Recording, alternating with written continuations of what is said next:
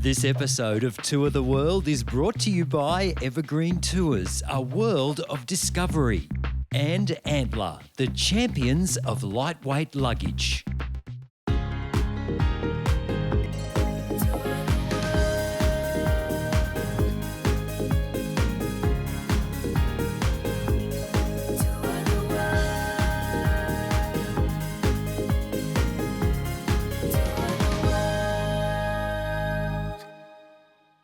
Bonjour and welcome to Tour the World. Real people, real travel experiences. Now this week we are in the amazing French-Canadian city of Quebec for part 2 of our journey across Canada with Evergreen Tours. It's amazing. This is Capitals and Eastern Canada.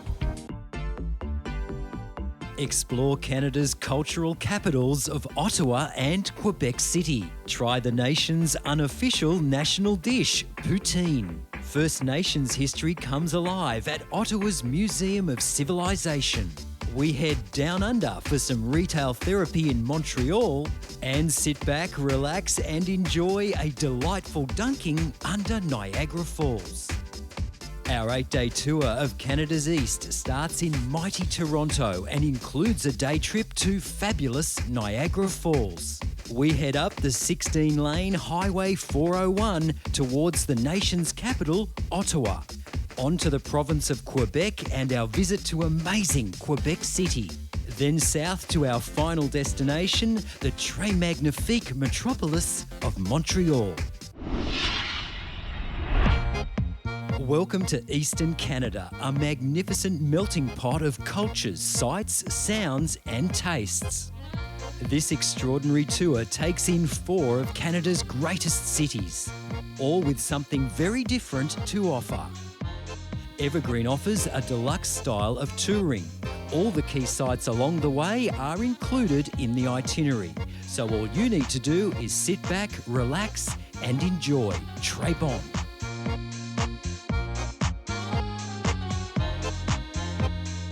And we're on tour, so let's check in with our tour guide. So Ian, this is our second tour with you. Of course we did Rocky's Grandeur. Now we're doing Capitals in Eastern Canada. Tell me how the East differs from the West. Well, in the West, when we traveled along, we saw mountains and rivers and blue lakes and what have you. Here out in the East, it's all about the cities we're going to visit, the history involved in the cities that we visit. So Canada's a bilingual country, French and English. It is, yeah. We didn't experience a lot in the West, but how does it affect life here in the East? It's much more prevalent here in the East, of course. As an employee of the federal government, for example, if you deal directly with the public, you must be able to speak both languages. But if you're hidden in the back where you're not dealing with the public, one language, English or French, is sufficient. So far, so good, and while I apologise now for my very bad French, time to check out a few of the basics. The accommodation on offer is first rate. All hotels are of a deluxe standard, centrally located and with excellent facilities. Porterage is included, which means your bags are taken up to your room on arrival and brought down again at checkout. Pack your swimmers because some hotels have pools. Now I have stayed in some pretty grand gaffs in my time, but I don't think I've stayed anywhere quite like this. It's Le Chateau Frontenac in Quebec City. It's a highlight stay on this tour. It's extraordinary and I'm going to show you around. Le Chateau Frontenac is billed as the most photographed hotel in the world. Now, whether or not that's true, a stay here is a fabulous experience.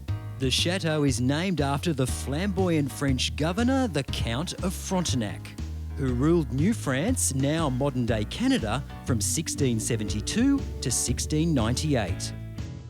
The rooms are elegantly furnished and lovingly restored.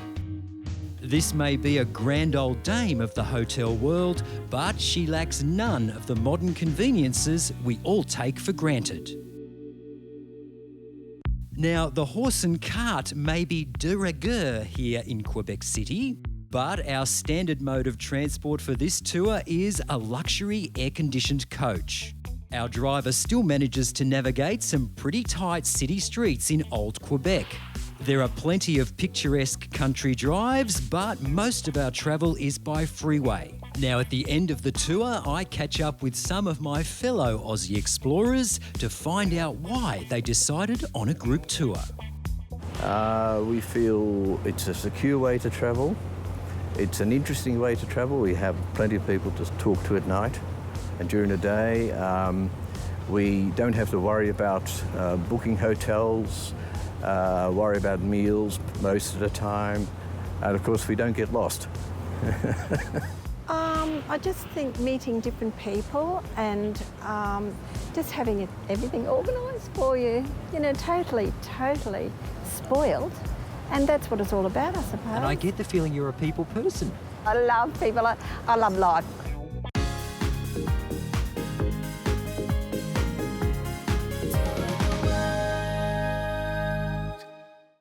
Now, this tour of Canada's East offers a very urban experience. It's a chance to explore some of Canada's most fascinating cities. Now, there are quite a few two-night stays along the way, so lots of time to do your own thing, but lots of included activities. And here's a look at Ottawa, Montreal and Quebec City.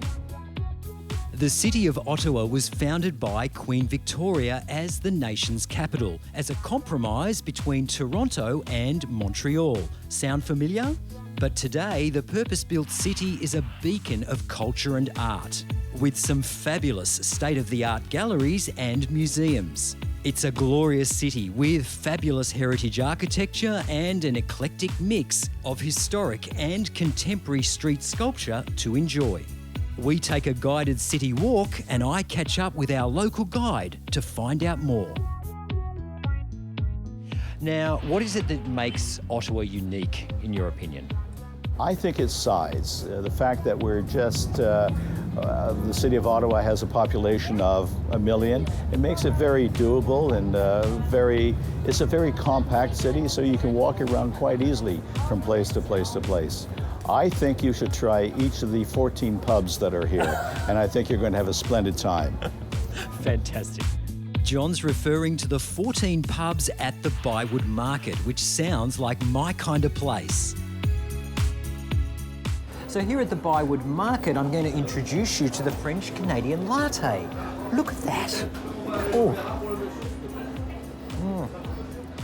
And it's fantastic value, as you can see from the size, and it goes perfectly with a little French patisserie. On to fabulous Quebec, North America's only walled city. This is the heartland of French Canada, a perfectly preserved Francophile stronghold, where the oldest buildings date back to the 1600s and French is the fiercely protected first language.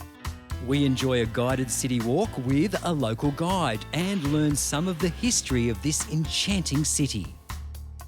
Okay, Quebec City was established in 1608, so 405 years ago, and was completed. This big wall that's surrounding our historic district was completed during the British regime. Joie de vivre for us is so important because, first of all, we have 4 distinct seasons with different atmosphere, colors, different type of sport taking place in those seasons, and people are used to the outdoor, good quality of the environment, and we are celebrating most of the time.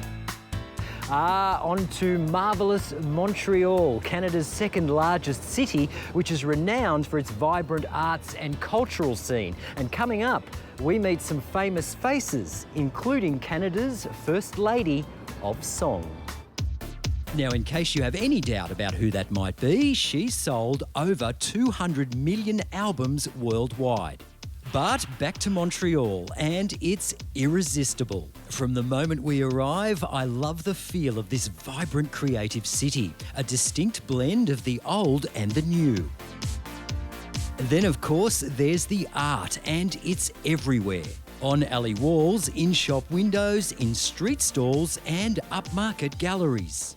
You could browse for hours. Check out the Rue des Artistes off Place Jacques Cartier for street art, which will make a wonderful souvenir of your trip. And while you're at it, why not sit for a souvenir portrait? They're lots of fun, and I'll show you the results a little later. Now, we promised you some famous faces, and here they are, courtesy of the newly opened Musée Grevant. The original Waxworks Museum of the same name opened its doors in Paris back in 1882. This franchise is a lot of fun, and the faces are surprisingly lifelike, including Hollywood actors, pollies and rock stars. And this is as close as we get to Celine Marie Claudette Dion, born right here in the province of Quebec. The third highest selling female recording artist of all time occupies pride of place at the museum. Visit in your free time.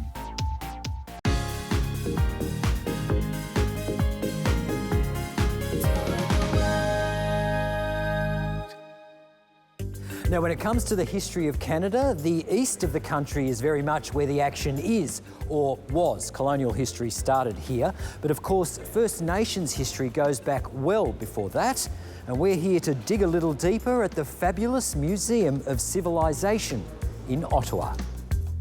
The Canadian Museum of Civilization on the banks of the Ottawa River is an included activity on this tour. The circular building has no corners. They're believed to harbour bad spirits in Aboriginal culture.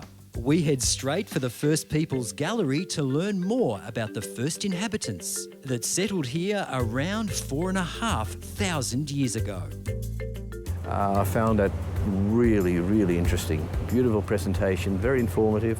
Presented in a way that really kept you intrigued and involved to see how well the Canadians have learned to integrate First Nation ideals and ideas and their lifestyles and have accepted the differences. It's a fascinating morning. Now, it wouldn't be a tour without a good castle, but being a youngish country like Australia, castles are a little thin on the ground here in Canada, so we're not going to miss the opportunity to visit Casa Loma, and very impressive it is too. Built between 1911 and 1914 in Toronto by wealthy banker Sir Henry Pellet, the 98-room Casa Loma is a fascinating insight into the life of the period. Complete with turrets, battlements and the odd suit of armour, we spend a morning exploring the treasures of the perfectly preserved historic home.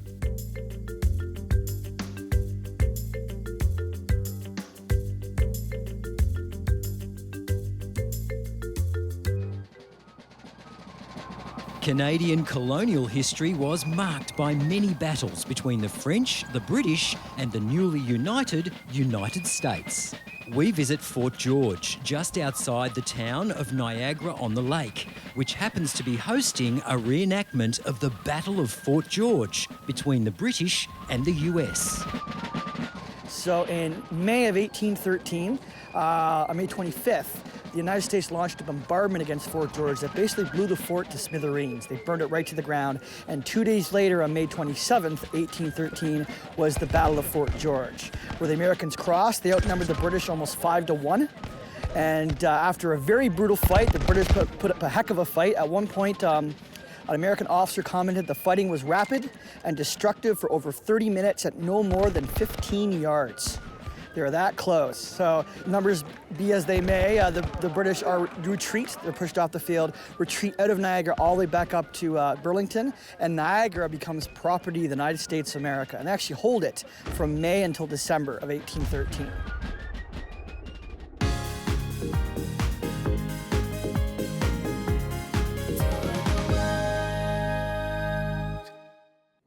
Ooh la la, time to talk tucker on this tour. Now, this was recently voted by Canadians as their national dish. We've heard a lot about it. It's poutine, French fries, gravy and cheese curd. I don't think you're going to find one of those little red ticks on this one. But while I polish it off, let's see what else is on the menu. Our tour starts in Toronto and we get the day off to a good start with a good breakfast at the top of the amazing CN Tower. The views across Toronto from the tower are stunning. This is Canada's biggest city, a vibrant metropolis and the economic powerhouse of the country. It's sassy, slick and sophisticated. And our delicious breakfast is served up with the sweeping views on offer. A full breakfast is included every day of the tour, as are several dinners. Our highlight dinner on this trip is a celebration of native spirit feast on Turtle Island in Ottawa. The evening begins with a tour of the native village and a presentation on early life of the first peoples in the area. Then we take our seats and enjoy a vibrant performance of powwow. A powwow is a traditional gathering of the native people of North America and usually includes singing and dancing as a way of honouring the ancestors. A modern powwow can take from 1 to 4 days and is still an integral part of First Nations life. The powwow ends with a friendship dance. In Quebec City, I learned more about Quebecois cuisine at Aux Ancients Canadiens. Tonight you'll have a Lac Saint-Jean meat pie. It's a game meat pie coming from the Lac Saint-Jean. It's an area northeast of the St. Lawrence River where it's known for all the games you can hunt there.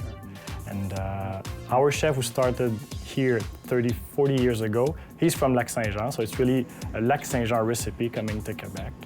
Usually, because it can change depending on the arrival of meat we can have, there is elk, deer, bison, beef and pork with diced potatoes. Oh, that's really, really good. Thank you. That is absolutely delicious. Yum. Thanks very much for having us, Martin. Pleasure. Cheers. Cheers. Or should that be Santé?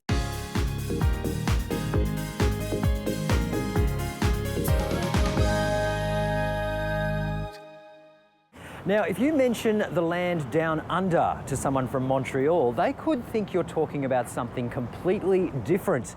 You see, here in winter, it can reach -30. It's cold, it's snowy, it's icy, so everybody heads underground. That's right, there's a whole new world right down there. Touring shopaholics, now hear this. Montreal's underground city offers around 30 kilometres of interconnected shopping malls, linked by tunnels that crisscross beneath the city streets. The tunnels share the same names as the streets above, so you always know exactly where you are. It's a wonderful way for Montrealers to beat the long winter blues. How would you like to win an amazing touring package? Well, here's your chance from Tour the World. This fabulous prize includes a $1,000 voucher towards a tour for 2 people from Evergreen Tours, a world of discovery. A stylish set of 3 Drive Light luggage cases from Antler, the champions of lightweight luggage. A selection of Go travel products to help you get the most from your travel experience. And a men's holiday wardrobe to the value of $500 from Uberman. Contemporary urban looks and uncompromising quality. Just tell us in 25 words or less where you'd like to tour to and why. Visit tourtheworld.com.au.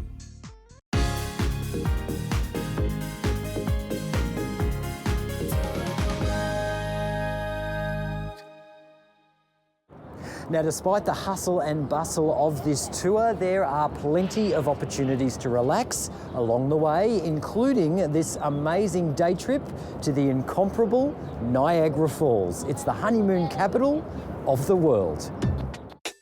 Now, this is something I've always dreamed of doing, visiting the icon of North American popular culture, Niagara Falls. Now, Niagara is not the biggest waterfall in the world. That honour goes to Victoria Falls in southern Africa. But it certainly is very impressive. Now, after a slight disagreement with my Smurf poncho, I'm ready for the journey out to the falls on board the amazing Maid of the Mist. Now, as I said, they don't call this the honeymoon capital for nothing. And just as we're about to take the plunge, someone beats us to it. It's a marriage proposal from one of our group. And let's just say our bride-to-be is a little embarrassed at having to share her special moment with a boatload of total strangers.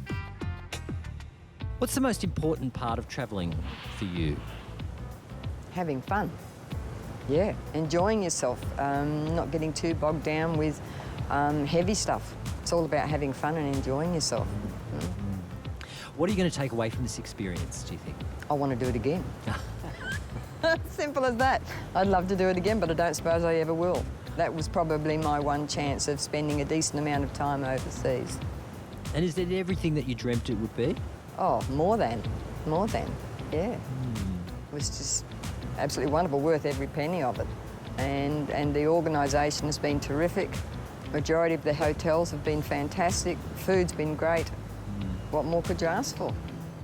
Now, if you think this tour ticks all the boxes on your holiday checklist, then call Evergreen Tours or go online to evergreentours.com. For more episodes of Tour the World, visit our website or track us down on Facebook.